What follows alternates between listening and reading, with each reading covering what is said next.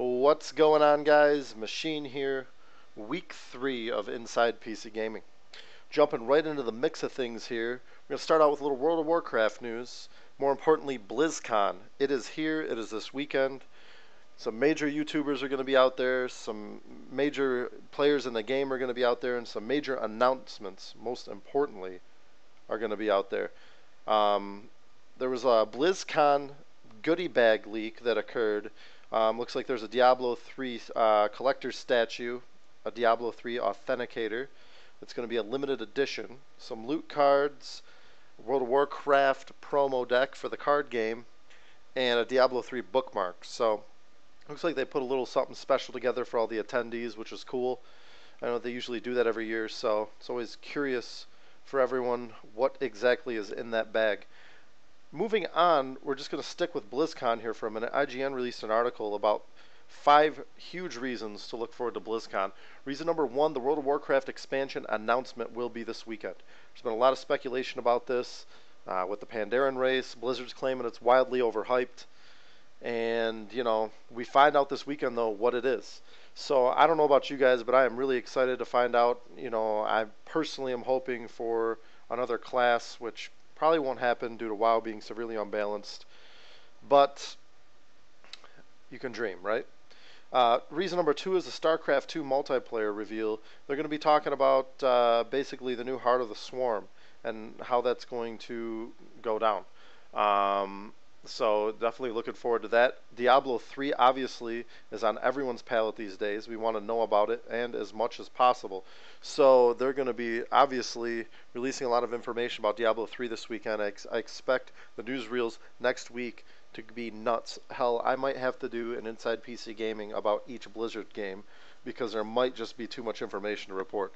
Another interesting thing that's probably going to be talked about this weekend is the Blizzard version of Dota. Obviously, Dota was originally a Warcraft 3 mod, but, you know, it kind of branched off. Dota became its own thing. Now you got other things coming out like, you know, League of Legends and Heroes of New Earth. And Dota 2 has been announced, but Blizzard's also making a Dota game. So Dota 2 is by Valve, but Blizzard is making its own. So it's going to be interesting to really see, you know, it pop up. And I really hope this doesn't become a flooded genre. It's starting to, but, you know, with all these games coming out left and right, you know, we'll just have to see how that ends up. And then, obviously, hopefully we're all looking forward to a tease about Blizzard's unannounced MMO, codenamed Titan. They're kind of saying they're not going to talk about it, but there's got to be something. Even if it's a 10-second video clip, I don't care. They've been hiding this and keeping this under wraps for way too long. What the hell is it? So we will find out, hopefully, this weekend. Back to WoW, moving ahead, we've got some 4.3 updates. An interesting question, is Cataclysm the final expansion? Announced by a blue, no it is not. We have plenty of vigor left in us yet. So, I'm sure, obviously, they were referring to a purchasable expansion, you know, a box expansion, not just, you know, an update. So, you know, obviously, because I play a warrior, those are the updates I'm going to cover. Looks like Arms is getting a buff. Mortal Strike reduces target healing received by 25%, up from 10%. And Fury is also getting a huge buff. Furious attacks now reduces target's healing received by 25%, up from 10. Does this mean Fury PvP is back? I don't know. I can't answer that yet. And I'm not going to know until I get my two-handers in my hands and start doing work for myself. Moving forward, Star Wars The Old Republic, lots of things going on. They have a new section up on their website called Operations. So basically operations are raids in Star Wars The Old Republic. They got an awesome video. You guys got to go check it out. It's about 10 minutes long, so I can't really post it in anything without taking up too much time. But this video here, as you will see, it goes through pretty much all kinds of stuff. I don't even know where to begin with this, but it's kind of like just the opening area of a raid in Star Wars. You know, you're going in, it's showing 8 different people playing, the roles of each of those, and, you know, it just blows you away. It makes you very excited. I just can't wait to get my hands on this game and play with my friends. It's very, very exciting. So definitely go check that out. Link will be in the description. Another thing from Star Wars, actually, I wanted to bring up here, this collector's edition. I'm personally getting it. Just wanted to kind of go over what exactly you're getting here. They're going to have a huge Darth Malgus statue. They're going to have a metal, case holder for the DVDs that the game's going to come in. They're going to have journals, custom authenticator, the high quality box itself, a Music of Star Wars replica CD, and then it also has a lot of digital items, which was really what drew me to this. You're going to have exclusive in-game items, unique in-game vendors with all kinds of stuff. If you have a chance to get a hold of this, you might want to, because this might be one of those games you might want to get a collector's edition for, because they're really kind of putting a lot more benefit in-game than normal. And I've bought a couple on, collector's editions in the past, and a lot of them just end up being cool stuff to sit on a shelf in my office. But I'm actually looking forward to, actually getting some of this in-game stuff that's going to actually improve the experience altogether. Moving forward, Star Wars still, though. PvP in Star Wars, The Old Republic, a great article released by IGN. And they kind of go through, this guy's, he's describing what he, experienced in this player versus player match that he went through, and it's very neat. If you just read the experience that this particular tester went through, my favorite part was where he was talking about how every class plays a role in PvP and will get rewarded for that. Tank classes are huge, and they're saying they're actually the thing that will turn the table in PvP.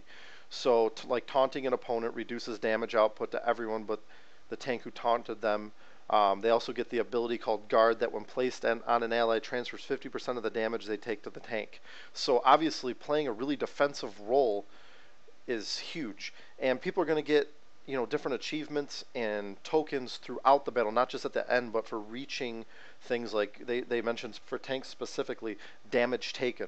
You hit a certain amount, you're going to get a token. It can be exchanged for a PvP item.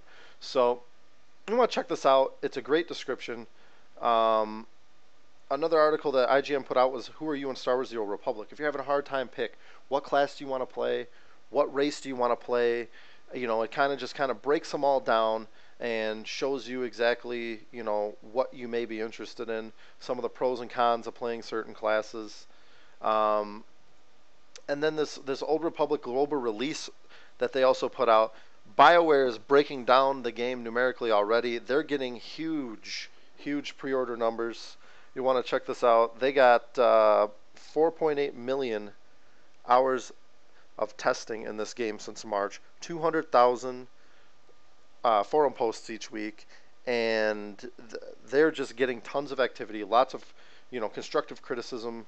I'm personally on the board, so I see this a lot. And I just want to bring something out about IGN and Star Wars. Somehow they've finagled themselves in to be able to report a lot about Star Wars. They're going to be putting out articles every single day. So they are basically have very, very, very strict,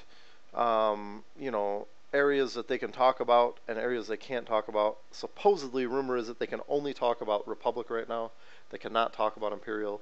So I don't know what that's about, but they're getting around the NDA a little bit with permission, obviously, which is frustrating because, I feel that I wish some of these game companies would let the actual gamers report. A lot of YouTubers, we're trying to do this for our fans and our subscribers, and we're trying to get into the gaming industry our own way.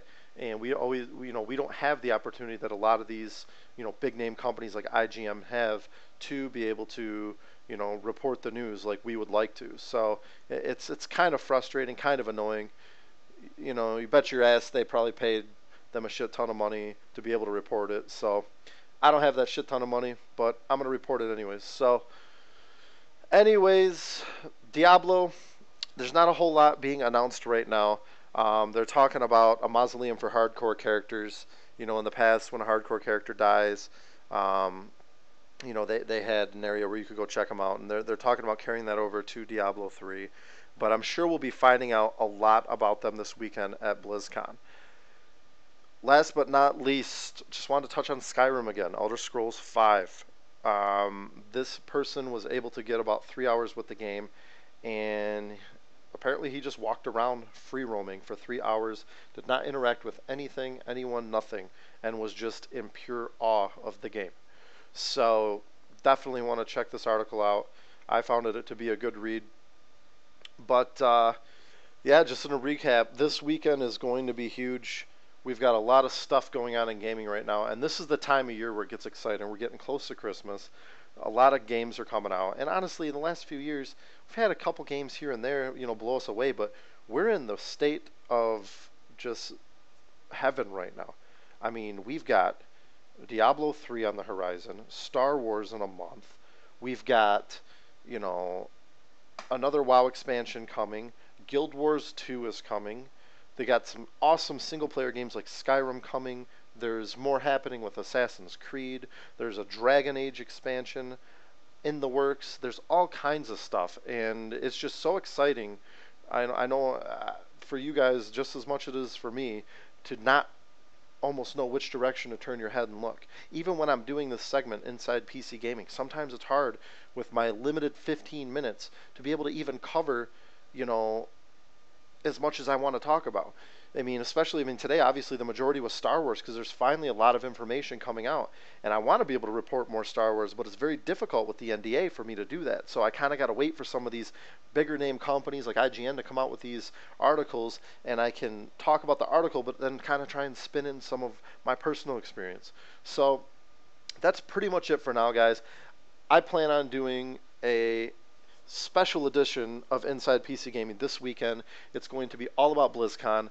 My friend and I ordered the live stream, so we'll be checking it out, and I'll be reporting live as it occurs, and I'm excited, and I hope you guys are too. So stay tuned for this weekend. Stay tuned for next week, because there's obviously going to be a shit ton of information coming out. There's going to be a lot to talk about, and leave your comments. Let me know what you guys think.